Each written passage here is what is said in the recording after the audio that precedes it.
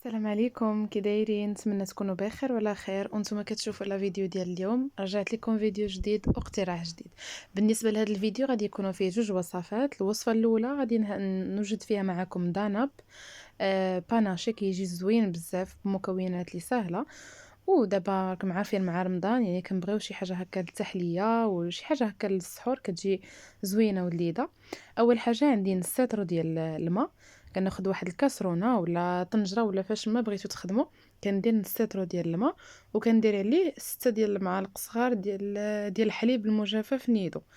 بالنسبه كان عندكم الحليب، عفوا كان عندكم الحليب العادي غتستعملوا الحليب العادي، كيبقى لكم الاختيار. انا عندي هنايا نيدو فكنستعملوها هكا للتحليات، راكم ديجا عارفينها في الفيديو ديالي اللي قبل. صافي كناخذ السكر. بالنسبه للسكر كيبقى على حسب الذوق، يعني من 3 المعالق حتى ل4، تقدروا ديروا غير جوج. المهم كيبقى الاختيار لكم نتوما. صافي كنخلط هذاك نيدو مع الماء مزيان. انا النيدو كيعجبني في التحليات، كيعطي واحد البنه وواحد المذاق يعني مختلف، كيعجبني كيجي لذيذ بزاف. صافي كندير السكر سنيده. انا استعملت هنايا تقريبا واحد 3 المعالق ونص حتى 4 ديال السكر سنيده. وعندي ساشي ديال الفاني. بالنسبه للفاني كيبقى اختياري. كان متوفر ممكن انكم ديروه، ما كانش متوفر كيبقى يعني غير مكون يعني ثانوي ماشي اساسي. صافي غادي نخلط مزيان وغادي ندوز باش ندير المايزينا يعني النشا. عفوا النشا ودرت فيه 3 المعالق كبارين. تقدروا النشا تعوضوه بالكريم باتيسير. يعني كيبقى لكم الاختيار. كاينين الناس اللي ما كيتوفروش على مايزينا، ولا كاينين شي مناطق اللي هكا في الباديه ولا شي حاجه ما كيكونش الحوانت عندهم المايزينا، يقدروا يستعملوا غير 3 المعالق ديال الدقيق الفورس، يعني الطحين الفورس يعوضوه بمايزينا، فراه كيعطينا نفس النتيجه. صافي كنخلطو مزيان على نار مهيله حتى كيعقد بهذا الشكل هذا. وكندخلو للثلاجه يبرد تماما، يعني راه تقريبا من ساعتين حتى لساعتين ونص حتى يبرد تماما. هنا كندوز باش نوجد معكم. تبقى عفوا المرحله الثانيه كنحتاجو فيها واحد دانون مسوس. بالنسبه لهاد الدانون المسوس انا كنديرو فيها التحليه باش ما كتجيش حلوه بزاف، يعني داك الدانون المسوس كيهرس الحلاوه. صافي كندير تقريبا عندي تما واحد 250 غرام ديال الخوخ والمشماش، محيد لهم القشره. بالنسبه للخوخ والمشماش كما قلت لكم رابعه. صافي كناخذ داك دانون مسوس تقريبا واحد 100 غرام فيه. كاين اللي كياخذ داك دانون هكا كبير في ديال الكيلو، كيبغي ياخذ هكا غير القياسات. المهم هذا راه فيه 100 غرام. درتو يتطحن هكا شويه في الميكس في المولينكس، عفوا ساعه ما دارش حتى حركت شي شويه هكا التحت ديالو. وغادي ندوز باش نضيف الخليط ديال المايزينا والحليب والسكر اللي برد كما قلت لكم مزيان في الثلاجه. ضروري كان يبرد، يعني ما ديروش سخون. صافي هانتوما كنخوي هذاك الخليط ديال المايزينا والحليب على باقي المكونات باش يطحنوا، لانه غير دانون وهذاك الرابع ديال الديسير فما تطحنش مزيان. يعني في هذاك الديسير ديال الخوخ والمشماش تقدروا تعوضوه بالفريز.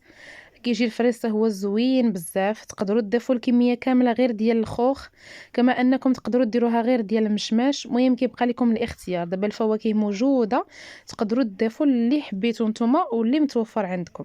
صافي كنبدا نطحن مزيان بهذا الشكل هذا. راه ما كنزيد لا ما، كيف ما قلت لكم راه ما كنزيد لا ما لا حليب لا حتى شي حاجه. هذاك الخليط بهذوك المكونات فقط اللي يعني وريتكم هما اللي كيطحنوا مزيان.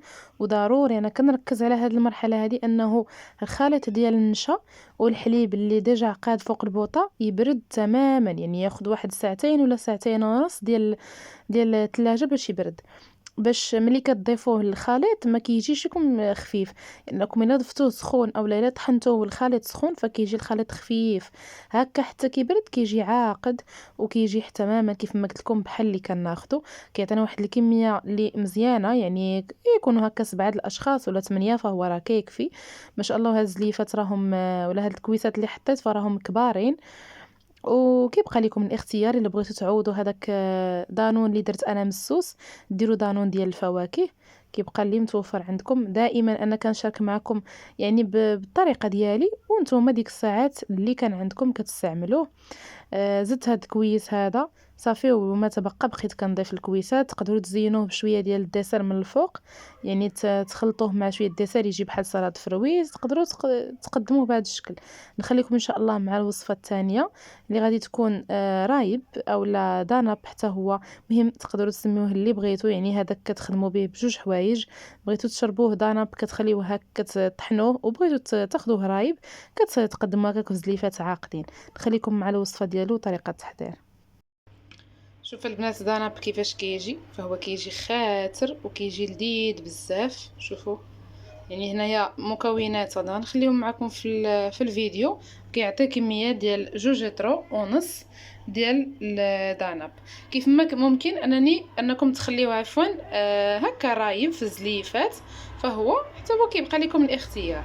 نخليكم مع المكونات وطريقه التحضير. وبالنسبه للمكونات، اول مرحله غادي نحتاجو لتر ديال الحليب. انا الحليب استعملت حليب الكرتونه، ممكن تستعملوا الحليب ديال البقر كيبقى لكم الاختيار، حتى هو كيجي بيه زوين. هاد داناب هذا اولا هاد الرايب. المهم غادي ندير لتر ديال الحليب. بالنسبه للمكونات فهما ساهلين، هانتوما غادي تشوفوا معايا. هاد الحليب ضروري ما انه يغلى مزيان فوق البوطه ويجي فايض، ضروري يعني ماشي غير كيدفى، خاصو يفيض الحليب. صافي هانتوما غادي نخوي هاد اللتر كامل، وفي هاد الكراتن ديال اللتر غنعمر الماء، يعني غندير لتر ديال الماء في المرحله الثانيه. المهم باش ما نسبقش لكم المراحل، عندي هنا لتر ديال الحليب، غادي نضيف ليه السكر حسب الذوق. انا السكر غادي نستعمل هادو ديال اتاي، غادي نستعمل 2. كيبقى لكم الاختيار، كتبغيو الحلاوه بزاف غديروا 3. انا درت 2 وغنديرو فوق النار يغلى مزيان ويجي طالع فايض، وغنطفي عليه وندوز معكم دابا للمرحله الثانيه باش نكملوا معكم الرايب. وهنايا بالنسبه للمرحله الثانيه، فاش درت الحليب فوق البوطه كيغلى، غادي ندوز نفس الكرتونات كيف ما قلت لكم اللي عابره بهم الحليب. غنعبر اطرو ديال الماء، يعني الا كنتو باغيين ديروا نصف المقادير فكيبقى لكم الاختيار. صافي هنا غندير اطرو ديال الماء. هذا الماء هذاك معارفين مع الكرتونه ديال الحليب.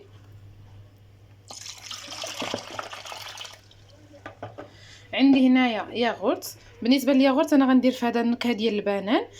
ممكن ديروا نكهه الفاني، الفريز، يعني البيستاج، اي نكهه نتوما كتفضلوها وكتعجبكم ممكن على انكم تضيفوها. انا متوفر عندي هنا دابا ديال البنان، فانا غادي نديرو.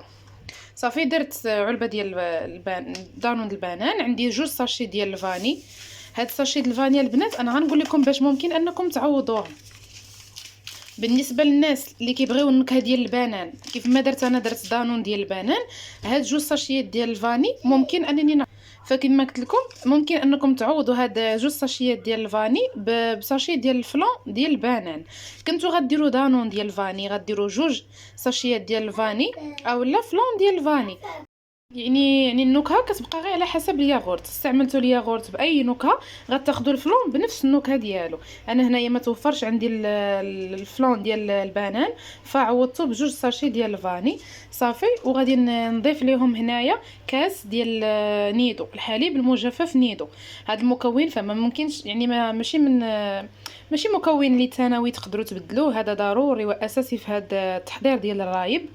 يعني ما يعادل واحد 5 المعالق عامرين صغارين، يعني 5 المعالق عامرين ديال الحليب مجفف نيدو. انا نيدو يعني كناخذ هذيك الطاسه الكبيره كنستعملها هكا في التحليات ولا في الديسير هكا في رمضان كينفعنا بزاف. غادي نخلط هاد المكونات مزيان على البارد، وما غنديرهم لا يغلا ولا حتى شي حاجه. هاد المكونات كيبقاو على جنب هكا باردين. كيف ما قلت لكم بغيتو هاد المكونات طحنوهم في مولينكس فكنحسن. انا غنخلط غير بيدي لانني مولفه كنديرو. صافي هانتوما وغنخليه على جنب بيدمان ما غلى الحليب باش نكمل معكم المكونات والطريقه. هانتوما البنات هو الحليب هنايا جاي طالع غادي يفيض. غادي نخليه ضروري ما غاديش نضيفو مباشره للخليط، غنخليه على جنب حتى ياخذ درجه حراره المطبخ مزيان حتى يدفى. يعني ملي غدير هكا صبعي في وسط الحليب ما غاديش يحرقني، غنحس انه دافي ولكن ما كيحرقش. عاد غادي ندوز باش يعني نوريكم الكماله ديال الطريقه ديال الرايب. صافي هانتوما شويه غادي نزيد له غير واحد 3 دقائق وغنطفي عليه. هنايا من بعد ما حيدتو على النار، هاد الخليط راه خلطته مزيان تقريبا واحد 5 دقائق وانا كنحرك فيه. صافي حتى هذا غادي نحركو بهذا الشكل هذا. راكم عارفين درت فيه دوك 2 الحبات ديال السكر. صافي وغادي نخليه على جنب ضروري حتى يدفى، ما غاديش نضيفه هو سخون حتى يدفى تقريبا واحد 10 دقائق. وغادي نشوف واش يعني حصل على درجه المطبخ ولا لا. هنايا البنات الحليب من بعد ما دفى هانتوما شفتوا، يعني راه كندير هكا صبعي وكنخليه هكا واحد 3 ثواني ولا راه ما كيحرق حتى حاجه لانه دفى. خليط حتى هو هنا من بعد ما تحرك، فغادي نصفيه ضروري باش ما كتبقاش هكا شي فيه هكا شي تكتلات ديال الحليب ولا شي حاجه. صافي هنا غادي ندوز باش غادي نصفي باش غادي نحرك عفوا مزيان. في هذه المرحله هذه ضروري من التحريك، يعني باش المكونات كلهم كيتخلطوا مع بعضياتهم. موراها مورا هاد المرحله هذه يعني غادي ندوز باش نغطيها ونخليها في واحد البلاصه اللي دافيه.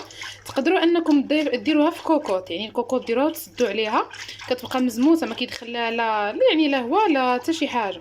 انا غادي نديرها عفوا في الكوكوط، اولا نقدر ندير غير بابي هكا سلوفان من الفوق ونغطيها بواحد الكويشه خفيفه. وهنايا في هذه المرحله هذه غادي ناخذ كوكوط ولا طنجره الضغط وغادي نخوي فيها الخليط.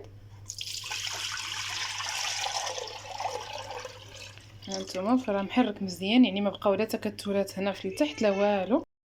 كما قلت لكم ما بقاوش دوك التكتلات ديال الحليب مجفف. صافي غادي نسد الكوكوط راه ديجا فيها الصفاره، وغادي نغلقها مزيان ونغطيها بواحد الكويشه اللي خفيفه وغنخليها ليله كامله تبات عندكم من 8 السوايع حتى 12 ساعه، فهو كيكون واجد. وجدتوه في الصباح يعني خلطوه في الصباح وسديته، فراه العشيه كيكون يعني واجد كتدخلوا غير الثلاجه يبرد.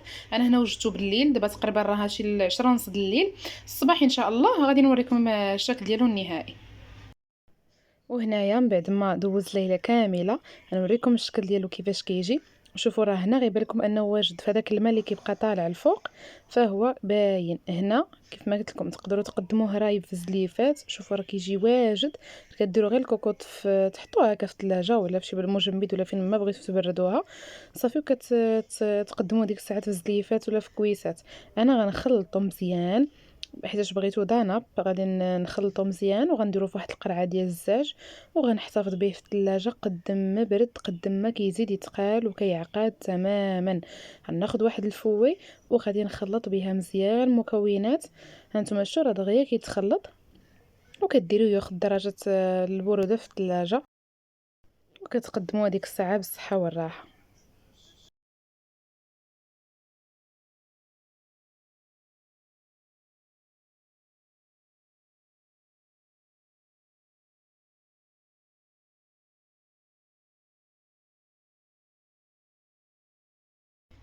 هانتوما البنات والكميه اللي حصلت عليها في الاخر. هانتوما هاد الكاس هذا راه كيشد 2 لتر وربع، وهذا راه فيه واحد 4 لتر، يعني في المجموع عطاتني واحد 2 لتر ونص ديال داناب، فهو كيجي خاتر.